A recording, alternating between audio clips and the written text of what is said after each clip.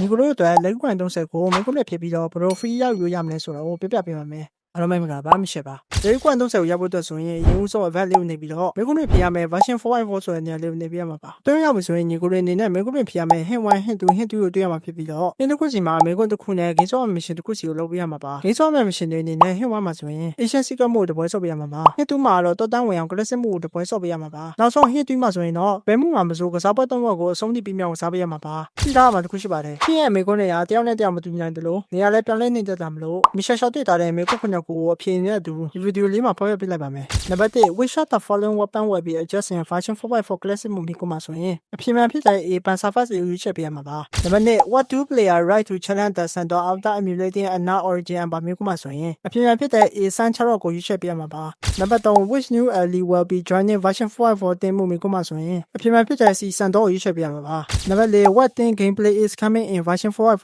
ကိုမှာဆိုရင်အဖြေမှန်ဖြစ်တဲ့ B glory point ကိုရွေးချယ်ပေးရမှာပါနံပါတ်5 which time will be incorporated into version 4.4 tin and by area ကိုမှာဆိုရင်အဖြေမှန်ဖြစ်တဲ့ A grease time ကိုရွေးချယ်ပေးရမှာပါနံပါတ်6 how to player complete the griffin trial in version 4.4 တင်မှုကိုမှာဆိုရင်အဖြေမှန်ဖြစ်တဲ့ C get the golden bow into the griffin gate ကိုရွေးချယ်ပေးရမှာပါနံပါတ်9 how to player complete the spartan trial in version 4.4 တင်မှုကိုမှာဆိုရင်အဖြေမှန်ဖြစ်တဲ့ B defend the battle flag ကိုရွေးချယ်ပေးရမှာပါသင်သုံးခုလုံးပြီးဆုံးတော့မှာဆိုရင်တော့အောက်အတန်းလေးပြီးတော့မှဖြစ်ပြီးတော့ like ကွန်30ကိုရရှိမှာပါဒီတော့ညီကိုရင်းနေနဲ့နားမလည်တဲ့မိကုံးပဲဖြစ်ဖြစ်အခုပေါ်တဲ့တိုင်းမိကုံးတွေထဲမှာမပါသေးတဲ့မိကုံးတွေကိုလည်း comment ထဲမှာမြင်မြန်ခဲ့လို့ရပါတယ်